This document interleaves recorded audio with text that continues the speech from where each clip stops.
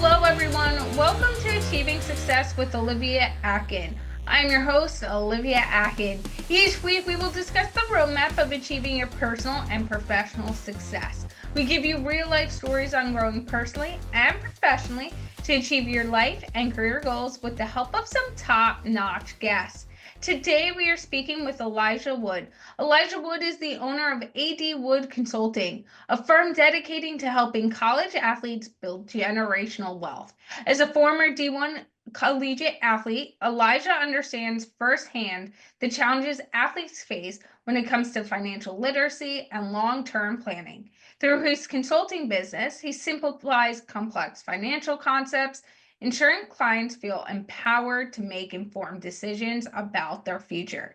His mission is to provide today's college athlete with generational wealth strategies they need to leave a legacy long after their playing days are over. Get ready to dive into an inspiring conversation about financial empowerment, education, and how Alijah is making a lasting impact in the lives of young athletes. You can find Alijah by going to his website, adwc.us, or by emailing him at info@adwc.us. Hello, Alijah. It's fantastic having you on the show today. Hello, Olivia. Thank you for having me on the show. It is an honor to be here. I'm really excited, and there's so much from our previous conversations that we've gone down so many different rabbit holes, and you've shared so many interesting insights and perspectives and just educational pieces with me that we have so much to cover. So let's dive in. To start off the show, can you tell me what success means and looks like to Alijah Wood?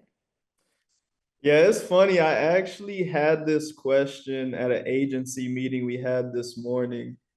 And I was thinking about it because I'm sure you know the more you do in life, the more money you make, the more connections you make, more places you travel. It's just kind of endless, like you're never satisfied as you keep climbing.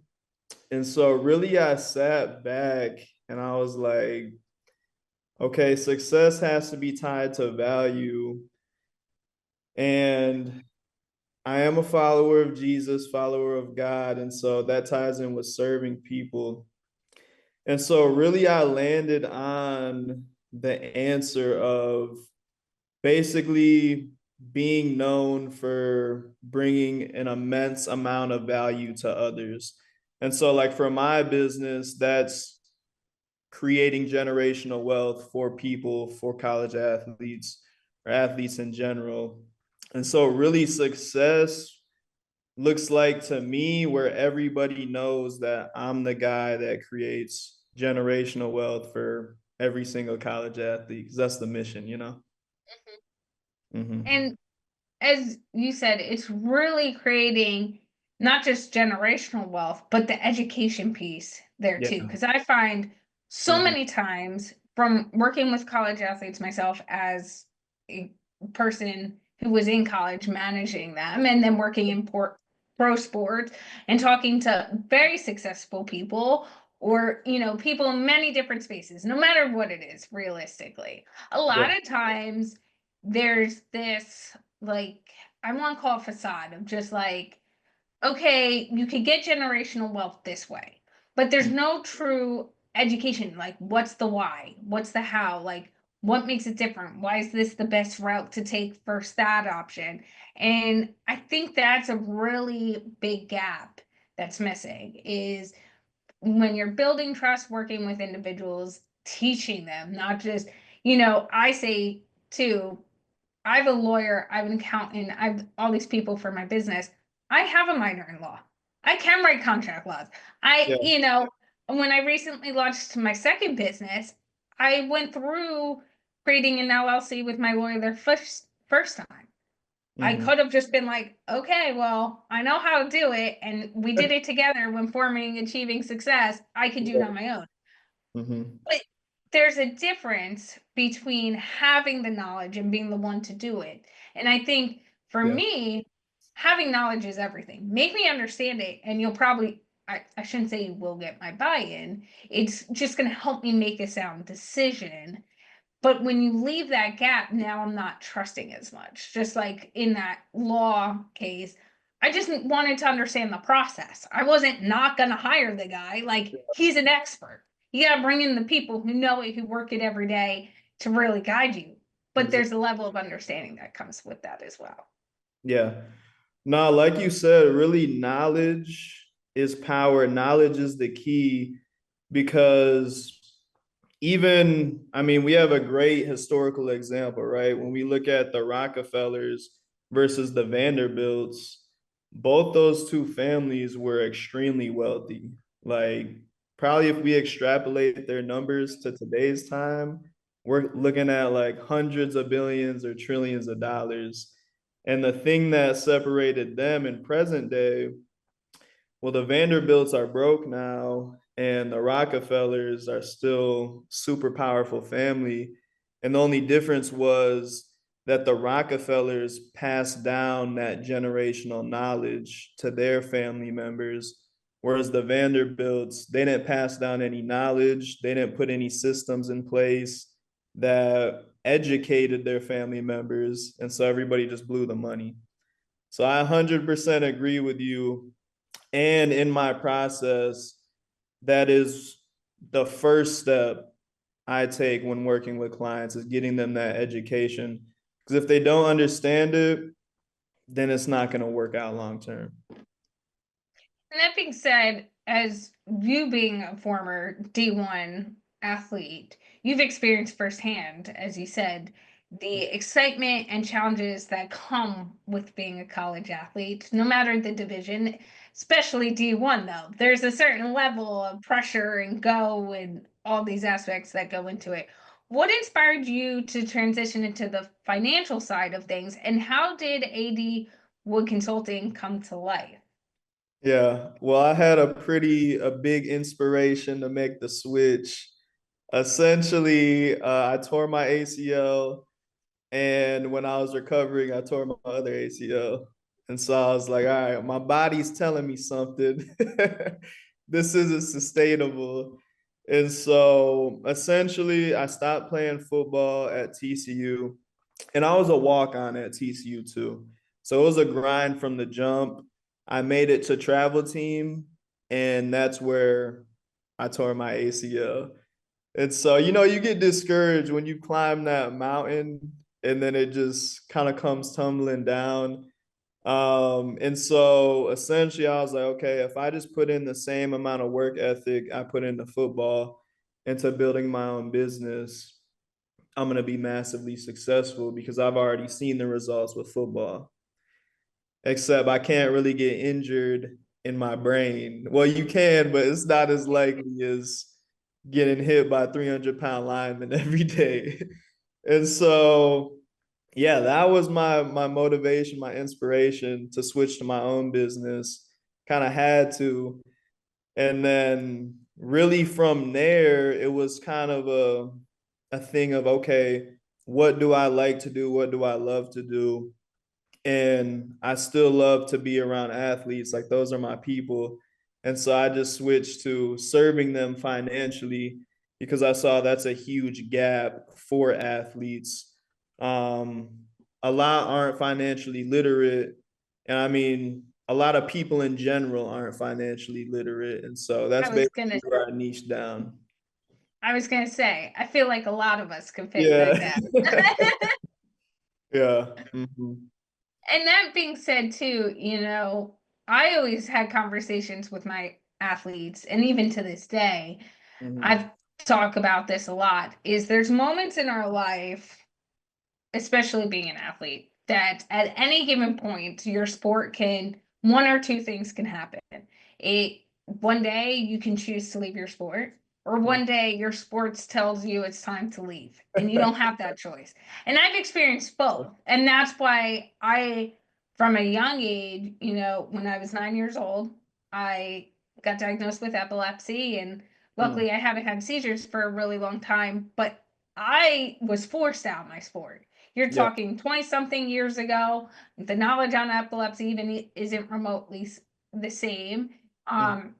And there's a lot of concerns when you're underwater if something happens, right? And so I tried, but it just got to a point where it just wasn't feasible. So Yeah. that sport told me it was no longer Yeah. feasible. And I was at the top of my game during that moment. Yeah. So And you were then swimming? yes. Swim. Okay. So I Mm. was training for the Junior Olympics too when I got diagnosed with epilepsy. So it was like I was up there, I was doing the practices, I was working, I was Yeah. competing at 9 years old against 18-year-olds and beating them. That And is like, crazy. yeah, and I mean, I'm Mm. not tall now, I'm 5 foot. I wasn't tall then, and I'm going Yeah. against like 6'4", people. Mhm. Um, but also then fast forward years later, I became a diver. And my senior year of high school, won the state championship, set a state record on our 3 meter boards, was a coach. And I was like, okay, I'm going off to college, going to this D1 school. I'm going to manage these teams. I'm not going to dive anymore. And I left that at a point where I could have kept going. I could have kept coaching. I could have kept making that impact. But I knew it was like time for me to move on. And so Mm. I've seen both sides. And a lot of times I try to express to athletes that like your day might come and you aren't, if you're not ready for it, Mhm. you better start thinking about now, like what happens if that's tomorrow. Knock on wood, it doesn't happen to athletes, just like that. But like that is an opportunity. You could get cut, you could get injured, like you said. And while you're injured, get injured again. But it is something that, like, in reality of life, you should Mhm. always be thinking about where can I lean in? What other things drive me? And for you, when you found the financial piece of things, Mhm. what made you lean into? I know you do IULs, which I'll have you explain in a moment, but what made you decide within the financial area to focus on IULs specifically? Yeah. So first, why I picked finance, because I've always loved math. That's always been a talent of mine. And then IUL specifically. So curiously enough, I was scrolling on Instagram and I was in my global business professor's class. And this professor, he would always talk about money, trading, real estate, crypto. He was one of those cool professors who like actually gave you something tangible while you were in the class. And so I knew he knew a lot about money, and I was on Instagram, and this guy was talking about being able to borrow from life insurance, from a life insurance policy. And so I asked my professor if he's ever heard of that, and he was like, "Yeah, I have one of those accounts." And so when he told me that, I was like, "Okay, like tell me more," because that's all he said. And so he started to educate me more on the product. And essentially, the deeper I dug into that product, the more I realized this was how you create generational wealth. Because it was weird when I would research the product just on Google, I would get like negative comments about it sometimes. Like, this is good, but it's not that good. And then online, I'm hearing all these rich people talking about how this is an essential product. It's super flexible. It's super complex. And so I was seeing a weird dichotomy where online, like just on Google, it was just a basic product. But then when I talk to experts, or when I hear experts rather, it's the most complex product you've ever heard of. And so I was like, okay, there's obviously a knowledge gap with this product. So how can I learn more about it? So I started researching like master classes. And so I got into some master classes, paid the money, and then did in-depth research with each insurance company because it's with an insurance company. And that's basically how I figured out this product created generational wealth. Because if you're just looking at it from just a basic view, the product seems normal. But once you get into the weeds, then you realize, okay, this can actually change families, not just like individual lives, like the whole family dynamic. And so when I learned that, that's really when I decided to go all into IULs because it was super niche. It was a challenge to learn, and they keep evolving, and so that keeps me engaged and interested in them. And trust me, we're gonna go into the weeds of things. So we got some time. We're Yeah. gonna go a little bit into that. But that being said as well, can you break down what IUL is and why you believe it is such a powerful tool for building wealth? Because, like you said, I think there's a gap, and sometimes terminology can be interpreted different, or we're like, what is it? So, can you tell me a little bit more of that breakdown, exactly what an IUL is? Yep. So I like to just explain an IUL by comparing it to normal products that people know. So number one, I like to say, okay, an IUL is just a bank account. So what do you use your bank account for? You use it to put money in and pull money out, and you know it's safe. Your money's gonna be there. So an IUL, you put your money in and you can take it out. The only difference is when you put that money in, you're gaining an average of 10% on that money. So you're getting a lot more interest than your bank, right? Okay, now an IUL is also life insurance. So that means if you die, they're going to give your family the money you put in plus your death benefit. That death benefit can be $100,000. It can be millions of dollars, depending on how we design it, right? And then the other part of an IUL is I compare it to a Roth IRA. So people invest in Roth IRAs because they're completely tax free and they grow with the stock market. An IUL is completely tax free. So you put your money in and it grows tax free. You access your money tax free. And then when you die, all the money passes on to your beneficiaries, income tax free and estate tax free. Plus, going back to the Roth IRA, the money grows according to an index like the S&P 500. And so that's a really basic breakdown of the IUL, essentially. The other thing I'll add is you don't have to wait until you're 60 to access the money. You can access the money literally right away if we design it that way. Yeah, no penalty.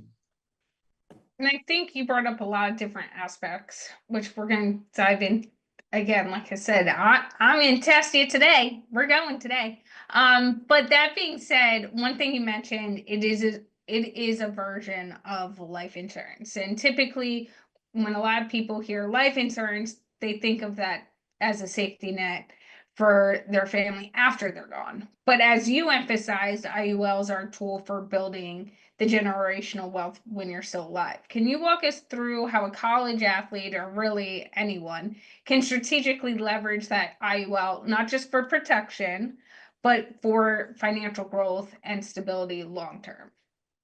Yes. So let's look at it from the perspective of just a regular person, right? Because for a college athlete, it's just multiplied because they're making big bucks with NIL now, right? Yeah. So for a regular person, let's say you're making 6,000 a month, right? And let's say your bills are 4,000 a month. So for a regular person, they can only invest 2,000 a month because that's their difference, right? That's their profit. With an IUL, you're actually able to invest more like 5,000 a month, even 6,000 a month. So all the money you make. Let's just say 6,000 and keep it simple.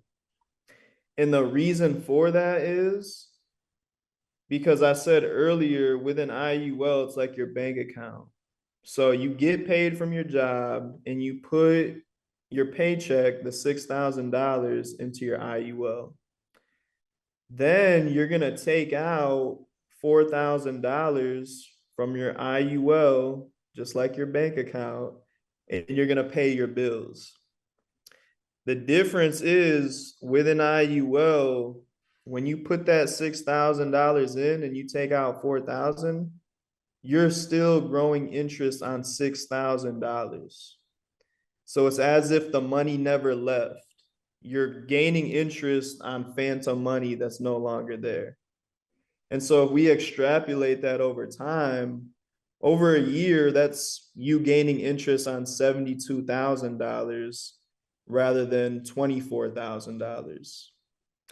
And for those of us who are math challenged, that's just 6,000 times 12 versus 2,000 times 12.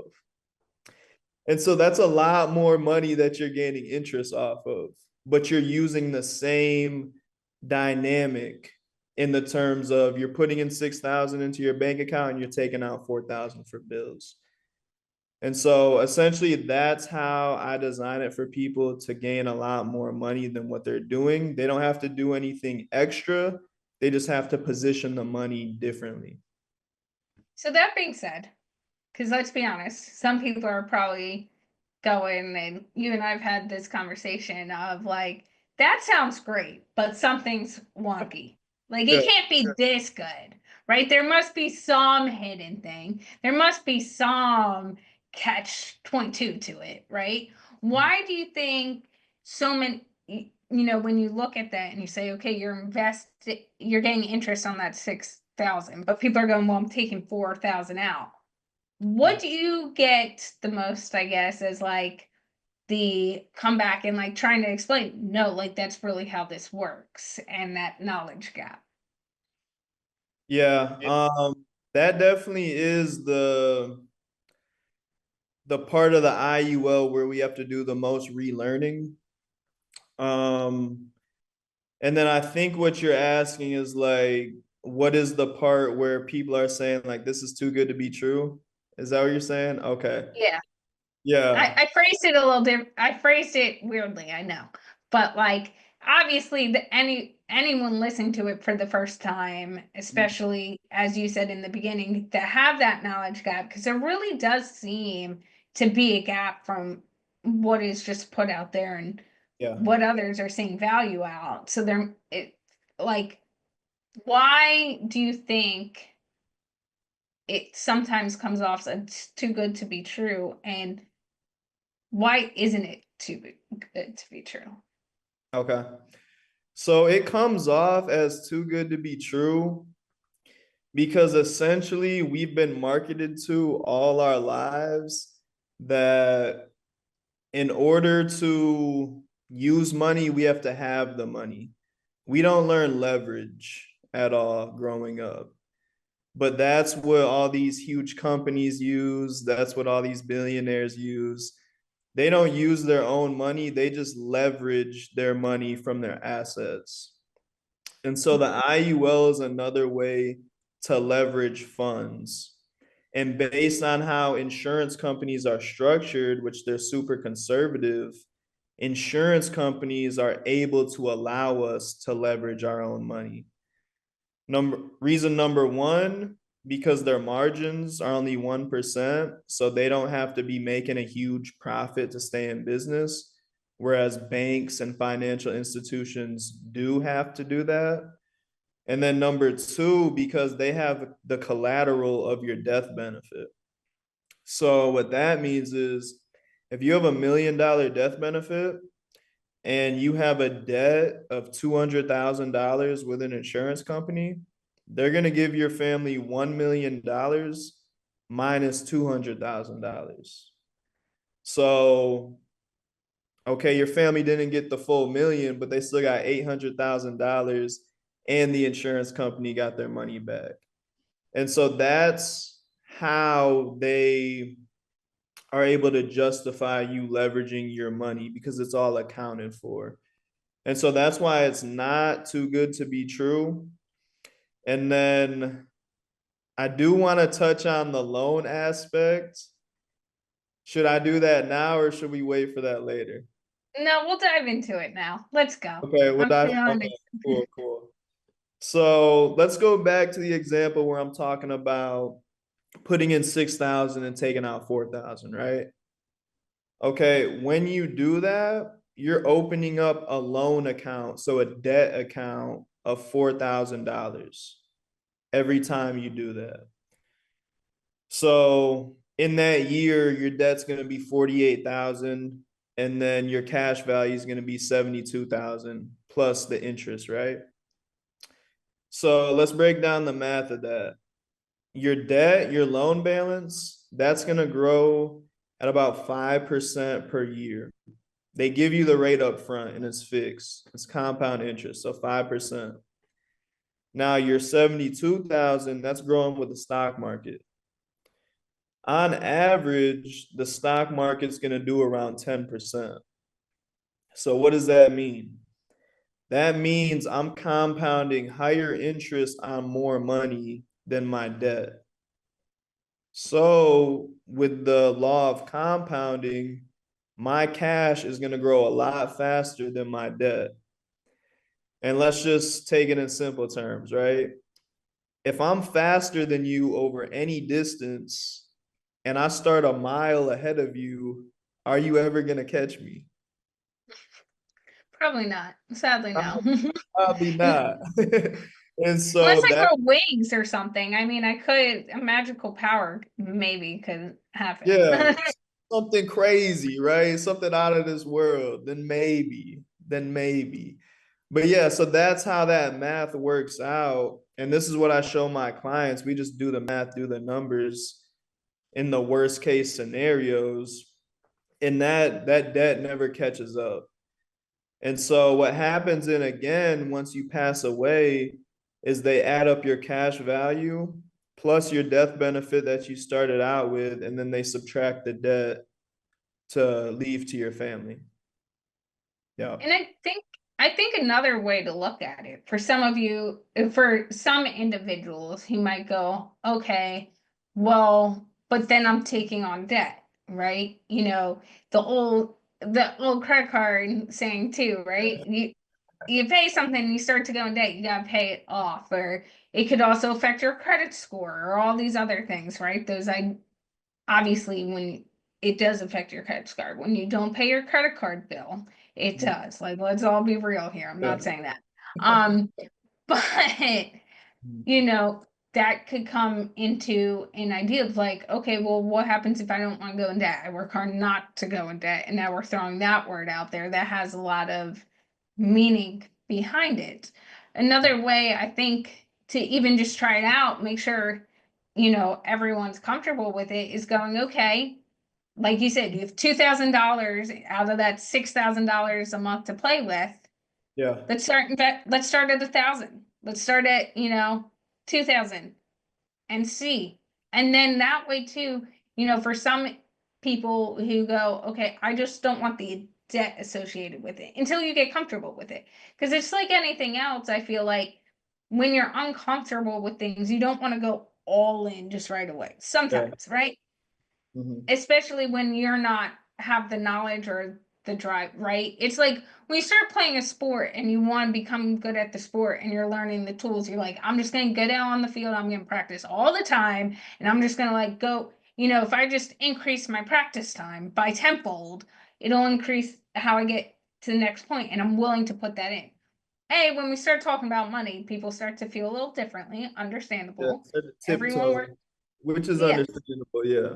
Hmm. it's very understandable, but also now, there's different aspects to it. So one way I look at this too is like, okay, take the longer approach, the long game. Start with that, some of that what I call play money. It isn't play money, but it's like after your bill Yeah. expenses, what you have left. Start today, start putting it in, get comfortable with it, and then start to go, oh wait, okay, now I can do that. It's like anything else, I feel like. Once you Yeah. start getting in the groove of it, I'll go to an analogy quickly of skiing. I recently started taking ski lessons again for the first time in 20 years, maybe a little Yeah.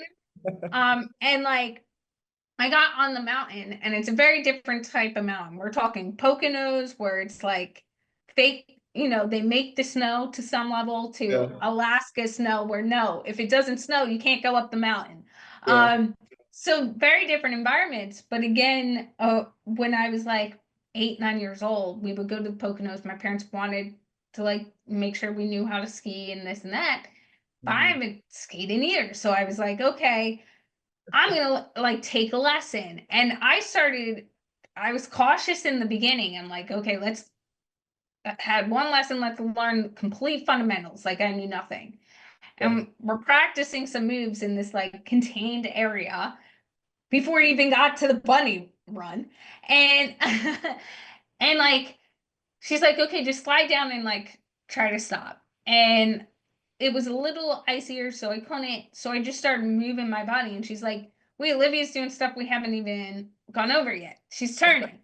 And I'm like, "Yeah." And then like I got up the hill, and we started coming down, and I just like inherently go, "Okay, turn, do this." Now it wasn't perfect. I'm not saying I'm like right. As my boyfriend said, I came off that mountain and I was like, "This mountain's my bitch. Like, let's go." And he was like, "Okay, you're not ready for the X Games. You've had like one lesson." And the Yeah. next time the weather conditions were different. So it got me a little bit. But like by the end, the guys were looking at me and were like, wait, from the time we came up today to like where she is now, it's like even better. And I'm like, yeah, well, I'm comfortable now. Like I got my feet in. I'm willing to try this. I'm willing to try doing that. I'm willing to, maybe try some of those icier patches where I'm like, get me away from that, 3 hours prior. I'm like, okay, we could do it. And I think that example, even though it was a little bit of a rant, is a pure example of how to also approach this. If you're 100. sitting there going, Yeah. oh, I'm not 100% and I'm not comfortable, the more you move in it, the more comfortable you get.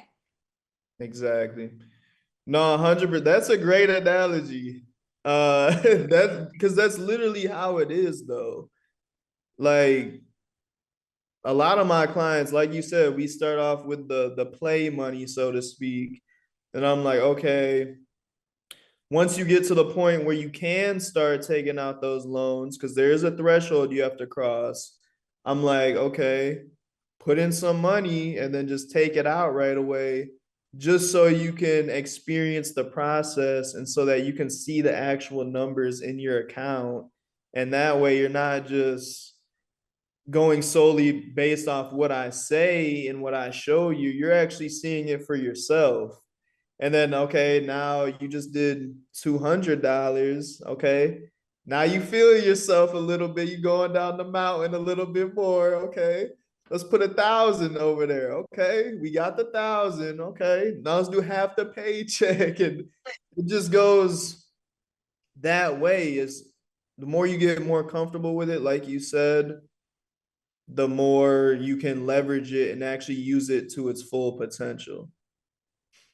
Yeah. And one thing we've brought up in this conversation as well is like everyone's experience is different and everyone's financial journey is unique. How do you tailor an IUL strategy? As you mentioned, you work with individuals on tailoring that strategy and what it looks like to different income levels, career lengths, financial goals, the whole Yeah. gamut. Because let's be honest, there's a lot of moving pieces that play into this. And can you share an example of how you've customized a plan to help an individual maximize that potential? Yeah. No, 100%. It is different for every single client. And the thing I have to really stress to all my clients is I tell them, like, look, I know you have an idea of what you can do with your finances, but because of the knowledge I have, I can see more possibilities that you can see because you just aren't knowledgeable of the same concepts and products that I'm knowledgeable on, especially when it comes to leveraging money, right?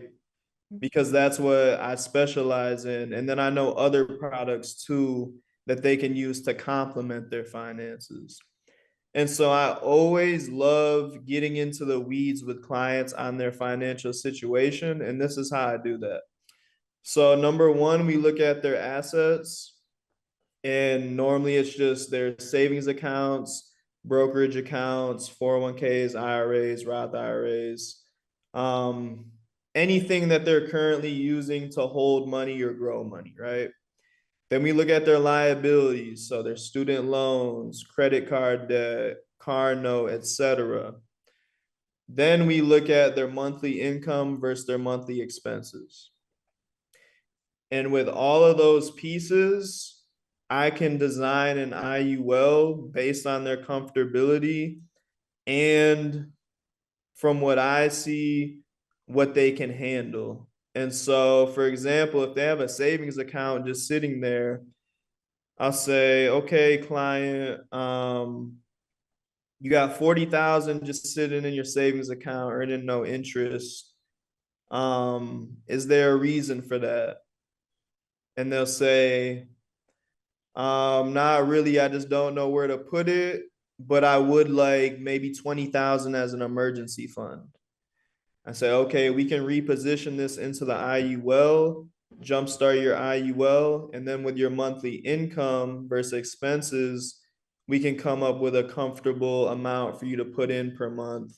And sometimes it's just the net, like you said, like the 2,000 out of the 6,000. And sometimes it's a little bit of the infinite banking. I never do the full infinite banking with a client to start because that's way, like, I want them to get comfortable with it before we move to that step. So let's say I do that, right? We move over the 40,000 and then they're putting in 1,000 per month. Since they said they wanted their emergency fund at 20,000, once they put in the 40,000 to the IUL, they'll take out the 20,000 and put it back in their bank as emergency funds. Because you can do that with an IUL. But as an example with an existing client, so with one of my clients, and I love when I see this, she was making a lot of money. So she was making about 10,000 a month. But her bills were sky high just because she had a lot of stuff to pay for, like around 8,000 per month. And then she was also contributing to these deferred compensation plans, like a 401k.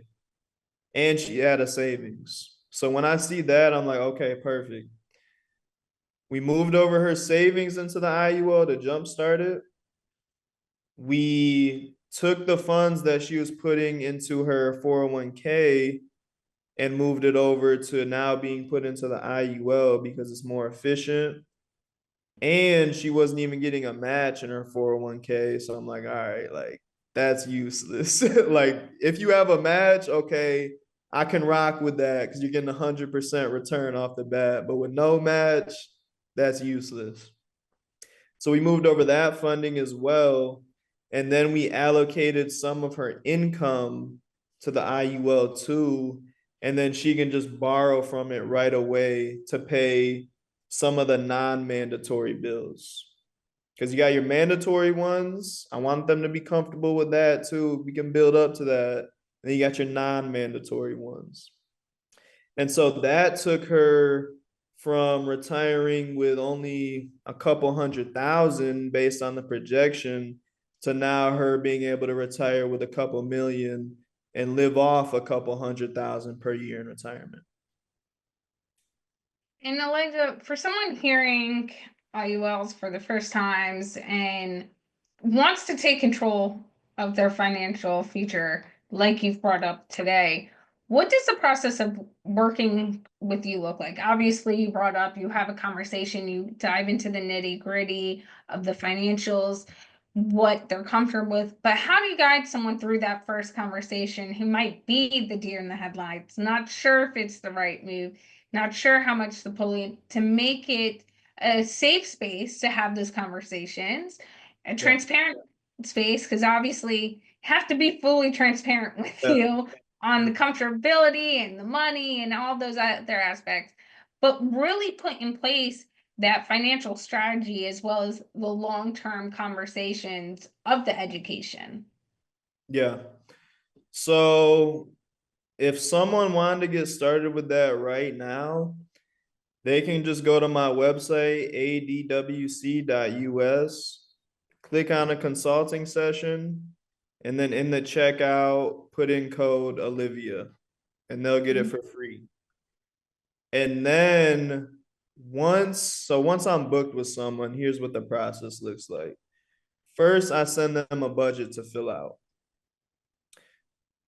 Then I may send an asset optimization sheet.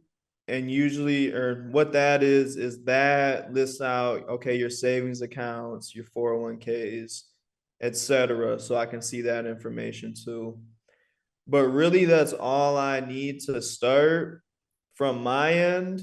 And then the conversation between me and the client just looks at, okay, what's your current situation and what are your goals? Like, where are you trying to get to? And then based off of that, what they're wanting, now I have all their information financially. I can create something to match their goals and what's best for their situation. And I think that's really important is, like you said, have the conversation, Yeah. realistically set the goals. And goals can change. And I think that's the important aspect too of what you and I have been talking about as well, is like start where you're comfortable. But just because that's where you start today, that's not where you have to be long term as Yeah. well. That threshold you set. And I think, when you start working with the clients, how do you kind of gauge whether or when is the right time to kind of change things up? Yeah. So it's nice because really when we pass that threshold based on the design of the policy, that's really when everything opens up for the client. So that can be immediate or that can take 6 months to a year, just depending on how they're funding it. And then really, it just all depends on the client and how comfortable they are. Because I can't make a client do anything with their policy. And so it's really like, okay, we know where you want to get to with your goals. And we know if we hit this interest rate per year, let's just be conservative and say 8% per year. So we know if we're getting 8% per year, you're going to have to put in this amount of money per year or per month to get to your goal of living off of maybe 250K per year in retirement. And so they have all those numbers in their head.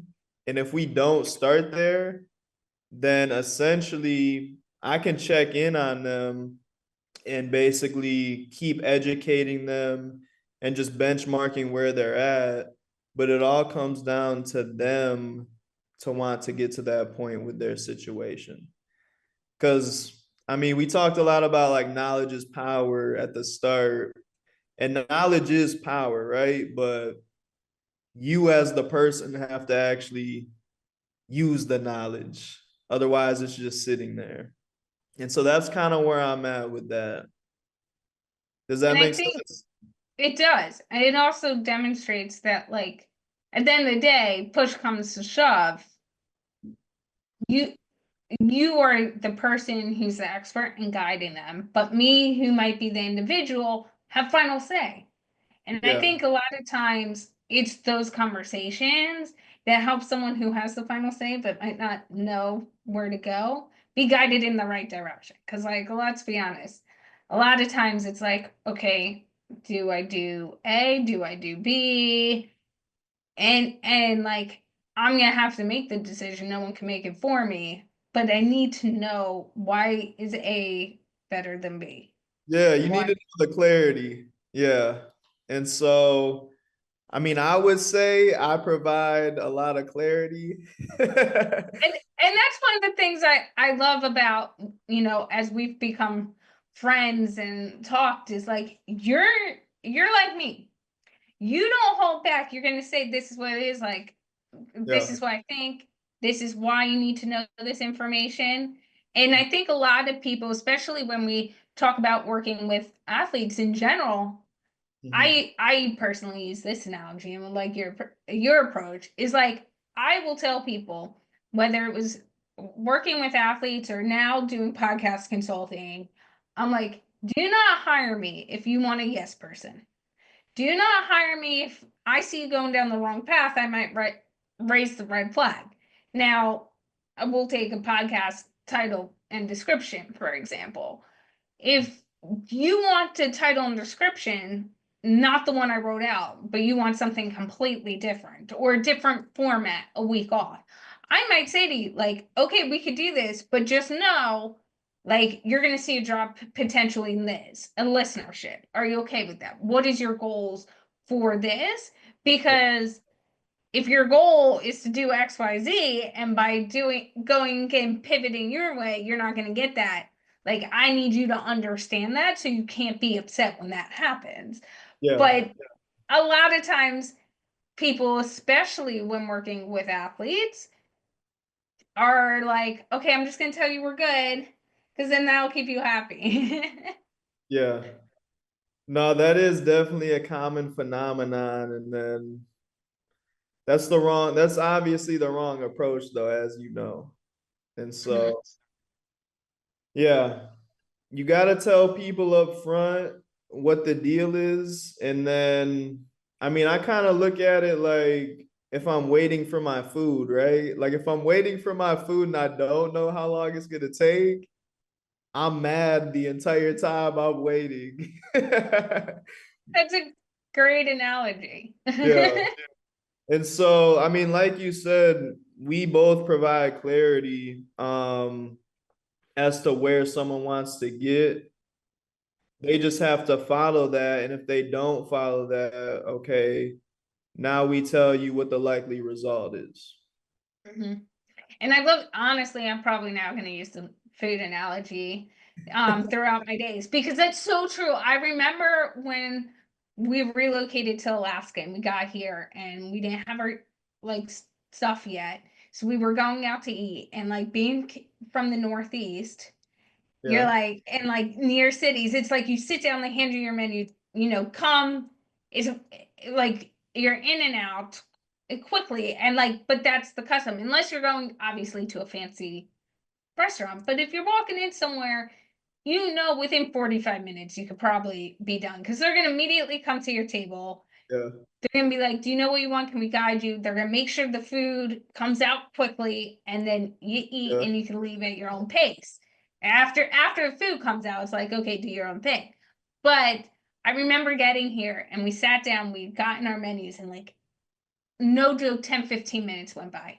And now I'm like biting at the bits. I'm tired, but I'm also in this mentality from like this. I'm like, oh my God, when are they coming out? Like, why can't I just order my food?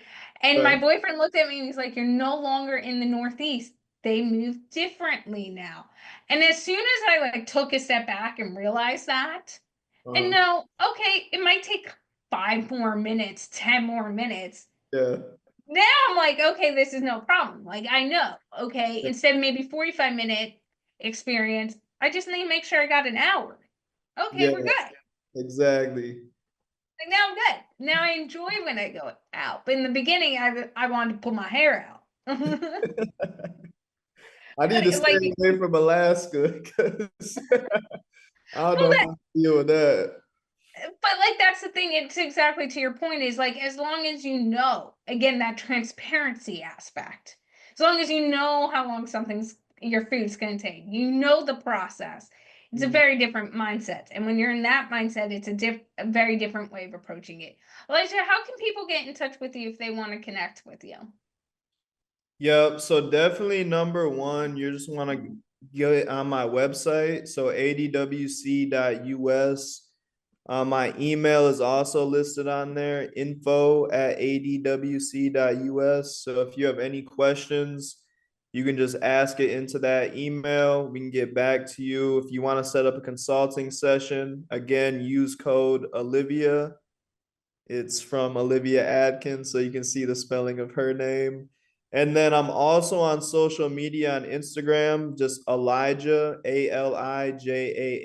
ALIJAH.Wood. And let's just stick with Instagram. Yeah, let's just stick with the Instagram website and email. Sounds good. Well, thank you, Elijah, for all of your insight today. Thank you for having me on again, Olivia. Like I said earlier, it is a complete honor. I really enjoyed this conversation, and Me too. I knew we were going to have a lot of fun diving into all this. So I'm not surprised at all. But a few of those key takeaways from today's conversation that I really want to highlight is an IUL is a bank account. It's an indexed universal life insurance, like Elijah said, but really think of it as a bank account. I love that analogy that you use, as well as an IUL, you get 10% when you put in that money. I want to highlight when Elijah brought this up, it isn't okay, I get 10% of what's in there. It's you get when you put it in. And it stays that, as Elijah brought up, the $6,000. When you put it in, it starts compounding. You could take some money out.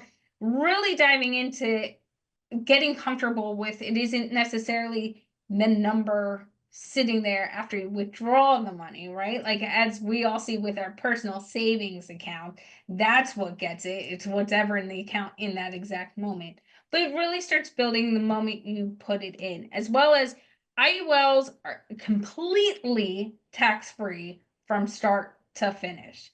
I love how you brought this up, Elijah, because I think it's a aspect when we look at different plans, like you said, IRAs, 401ks, savings accounts, there's always something, and getting taxed at some point that can maybe set us back from making that decision to move forward with it, and why one might be better than the other.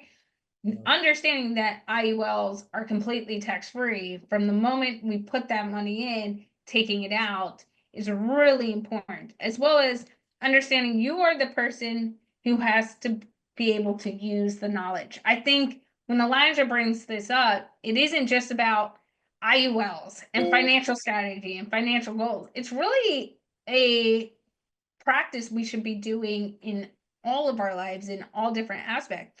When we talk to experts like you, Elijah, you're sharing that knowledge with us, and we have to be able to get comfortable with the knowledge and ultimately decide to use it, right? And that's the key, is using it. Because you can dump me with as much knowledge as you want, but if I don't decide to use it, how beneficial was it, right? Yeah. This was a great episode with our top-notch guest, Alijah Wood. Thank you for listening, and have a successful day.